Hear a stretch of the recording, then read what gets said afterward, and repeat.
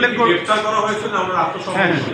ওনাদেরকে আইনশৃঙ্খলা রক্ষাকারী বাহিনী গ্রেফতার করে আসতে আর আরেকটা বিষয়, তাদের কি জামিন আবেদন করেছিল তাদের? তারা এখন যেহেতু আজকে আইনজীবীরা হাজির হয়ে তাদের পক্ষে স্বাক্ষরের অনুমতি দিয়েছেন, তারা বলেছেন জামিনের আবেদন করতে চান। আদালত বলেছেন যেহেতু জামিনের আবেদন একটা প্রক্রিয়ার ব্যাপার আছে, প্রথমে ওকালতরা তারা সিগনেচার নেবেন, তারপরে নিয়মিতভাবে আবেদন করবেন।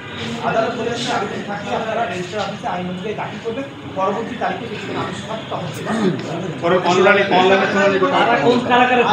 কোনো আবেদনই আজকে দাখিল হয়নি। তারা মৌখিকভাবে আসামিদের সাথে কথা বলার বা প্রিভিলেজ কমিউনিকেশনের জন্য আবেদন করেছেন, আদালত সেটা মঞ্জুর করেছেন। বাকি যে সমস্ত আবেদন তারা ফাইল করার কথা সেটা যথাযথ প্রক্রিয়ায় ওনারা দাখিল করবেন, করলে তখন প্রক্রিয়া অনুযায়ী আইন অনুযায়ী তাদের স্ট্যাটাস নির্ধারিত হবে। আপনারা জানেন যে আন্তর্জাতিক অপরাধ ট্রাইব্যুনালের আইন সংশোধিত হয়ে সর্বশেষ যে পর্যায়ে আছে সেখানে যেভাবে বলা আছে যে আসামি গ্রেপ্তার হলে তাদের স্ট্যাটাস হবে, আইন নির্ধারিত পন্থায় সেটা নির্ধারিত হবে।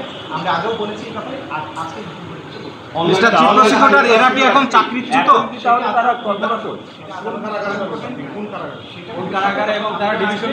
বাস্তবতার নিরিখে আদালত যেটা ভালো মনে করবেন, যেটা বিচার প্রক্রিয়াকে স্মুথ করবে, সব কিছু মিলিয়ে কনভিনিয়েন্ট হবে, সেটা আদালতের নির্দেশ অনুযায়ী যা হবার সেটা হবে।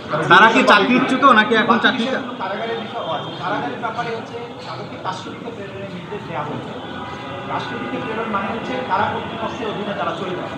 কারা কর্তৃপক্ষ তাদেরকে কোথায় রাখবেন, অর্থাৎ কোন জেলে রাখবেন, কোন সাব জেলে রাখবেন, ঢাকায় রাখবেন না চট্টগ্রামে পাঠাবেন না অন্য কোথাও রাখবেন, এটা অ্যাবসলিউট অথরিটি কারা কর্তৃপক্ষের, অর্থাৎ সরকার।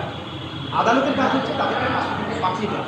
কাস্টডিটা মেনটেন করেন রাষ্ট্র বা স্বরাষ্ট্র মন্ত্রণালয় অথবা মোর স্পেসিফিক্যালি কারা অধিদপ্তর। কারা কর্তৃপক্ষ তাদেরকে কোন কারাগারে রাখবেন সেটা তারা নির্দেশ। আজকে দেখলাম এসি প্রিজন ভ্যানে আনা হয়েছে একটা নতুনত্ব।